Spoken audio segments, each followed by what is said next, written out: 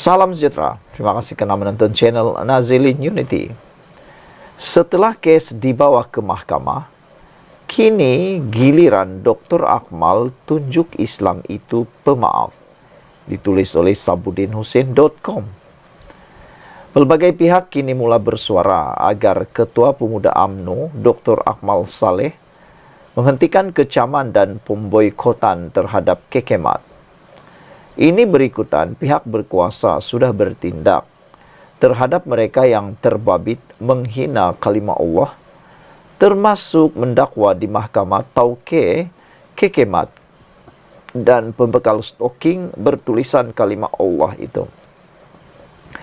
Saya sendiri sebelum ini menyokong tindakan Dr. Akmal dalam isu kalimah Allah di atas sandaran itulah yang sepatutnya dilakukan oleh orang Islam dalam mempertahankan kesucian agama Islam daripada sebarang penghinaan.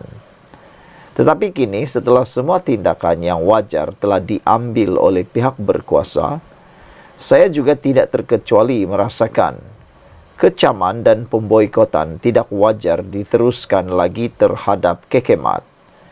Dr. Akmal harus berhenti mengecam dan menyeru pemboikotan yang berpanjangan terhadap Kekemat.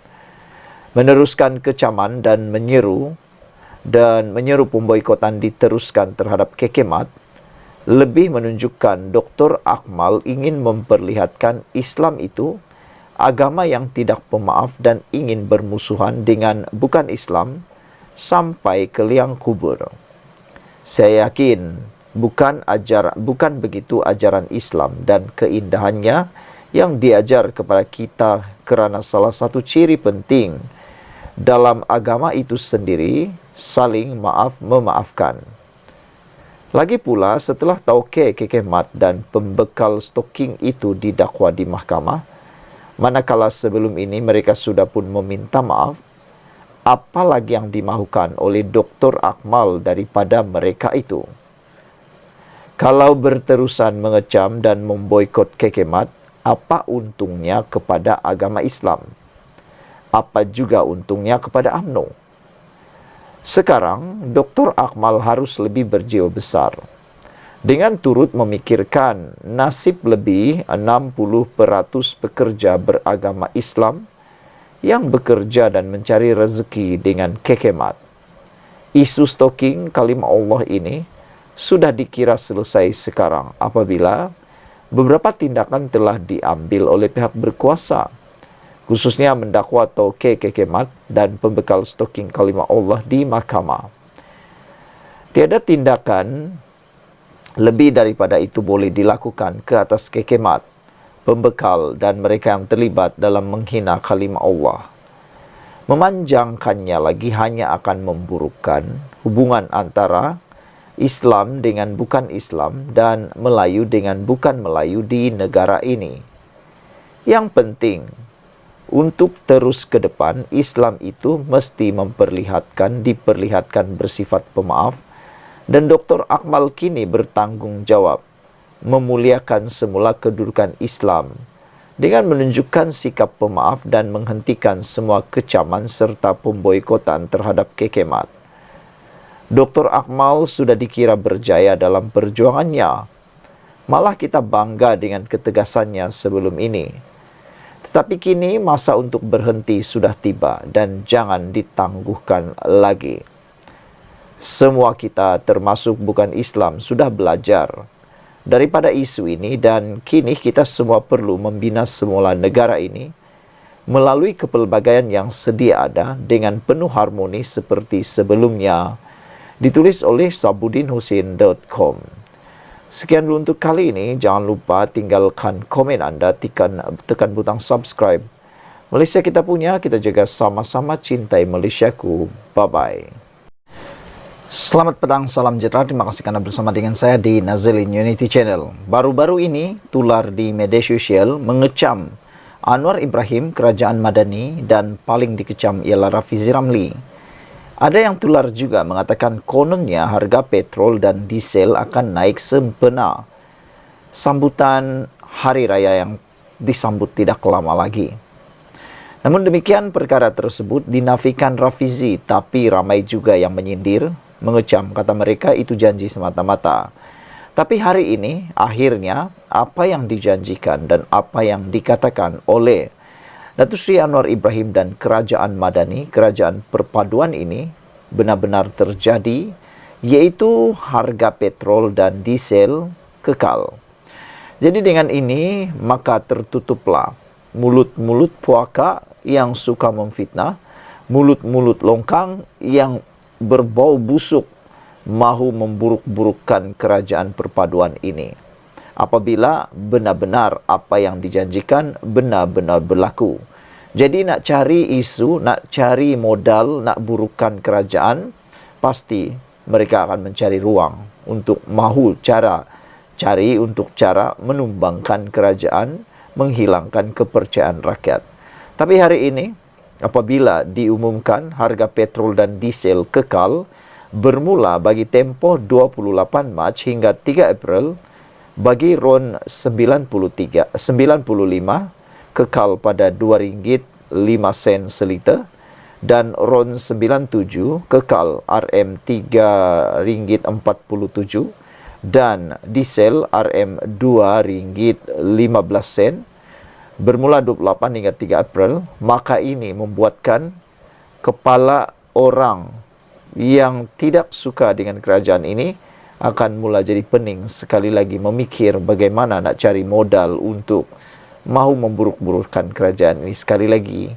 Tapi akhirnya, seperti yang biasa berlaku, yang benar akan menang. Yang suka memfitnah, memutar belit fakta, pasti akan kedapatan juga akhirnya.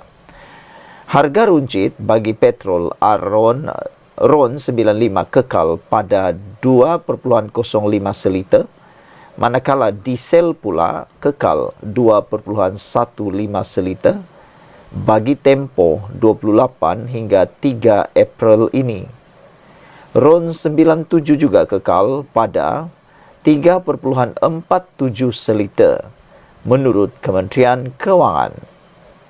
Bagi melindungi pengguna daripada kesan kenaikan harga sebenar minyak di pasaran global, kerajaan mengekalkan harga runcit petrol RON 95 pada paras harga siling, iaitu RM2.05 seliter dan diesel RM2.15 seliter. Sungguh pun harga pasaran sebenar bagi kedua-dua produk melebihi paras harga siling yang ditetapkan, katanya dalam satu kenyataan.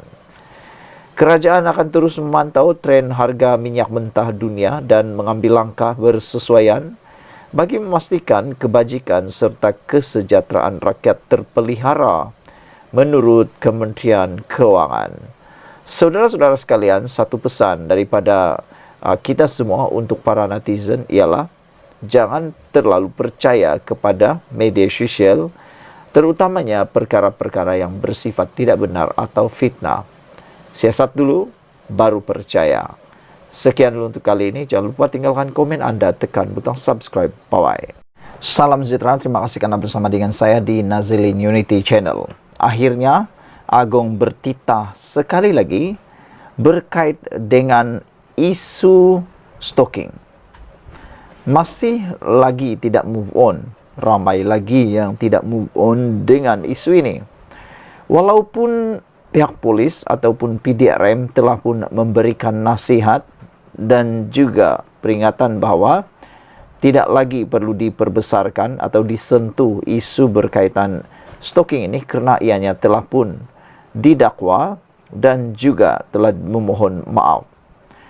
Oleh sebab itulah, Kebawah Duli Yang Maha Mulia di Pertuan Agong terpaksa mengambil inisiatif bertitah supaya jangan terus api-apikan kemarahan isu stalking.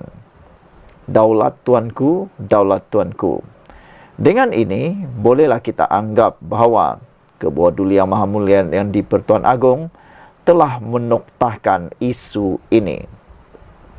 Yang di Pertuan Agong, Sultan Ibrahim menegaskan, semua pihak perlu berhenti daripada mengambil kesempatan berhubung kontroversi stalking bertulisan kalimat Allah.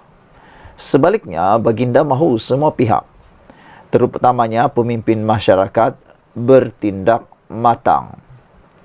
Saya telah menitahkan untuk tindakan diambil mengikut lunas undang-undang.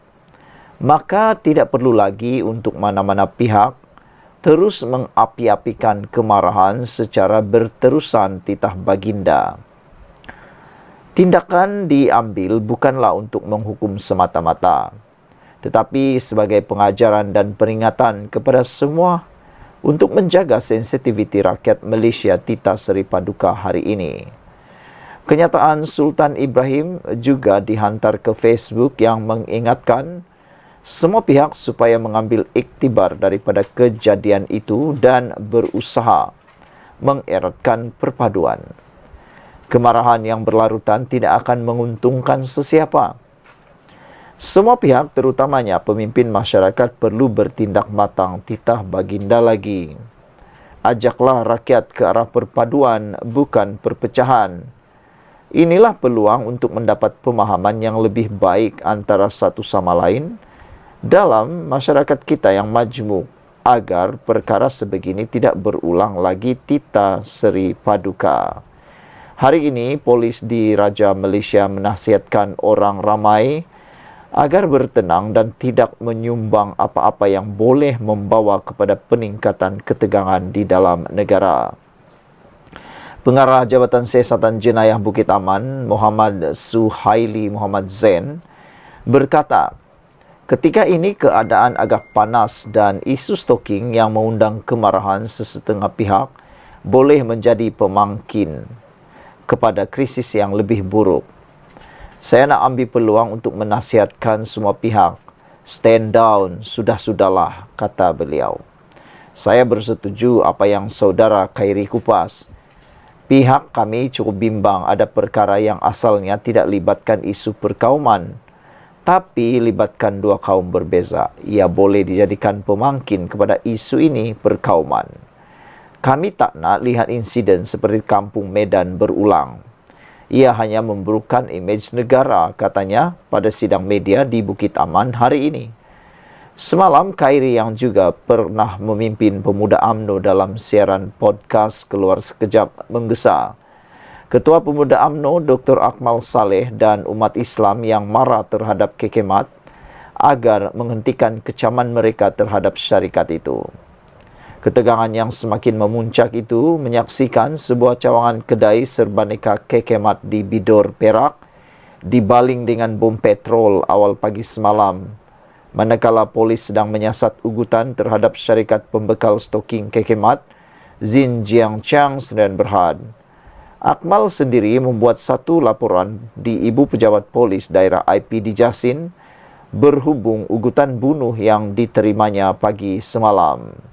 Saudara-saudara sekalian, ada pelbagai isu atau ulasan daripada netizen berkait perkara ini. Ada yang mengatakan bahawa sudah-sudahlah, berhentilah mencurah kemarahan, berhentilah mencurah minyak petrol, berhentilah mengapi-apikan perkara ini, kata mereka.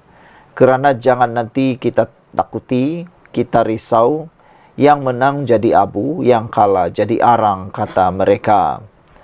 Saudara-saudara sekalian, Red Parrot kata, Agong adalah Ketua Agama Islam Persekutuan. Sebagai rakyat Malaysia yang berpegang kepada rukun negara, titah Agong harus ditaati. Akmal hanya pemimpin kecil yang cuba nak jadi hero dalam kalangan Melayu Islam. Kekemat dah minta maaf dan juga telah didakwa di mahkamah. Pembekal kekemat di Johor yang mengikut stalking dari China juga telah diambil tindakan. Oleh itu, gesaan Akmal untuk boikot adalah keterlaluan. Memandangkan ramai pekerja daripada kekemat itu adalah berbangsa Melayu. Selain daripada itu, ada juga berbangsa India ataupun Cina. Maka dengan itu, kalau betul-betul kekemat ini diboikot sepenuhnya, maka akan ada ribuan orang kehilangan pekerjaan. Bukan mudah untuk mencari pekerjaan pada masa kini. Kawak pula kata, ugutan membakar kilang dan yang import stocking dan bom petrol telah dilontar ke sebuah cawangan kekemat. Jadi harap-harap perkara ini jangan berulang lagi, kata beliau.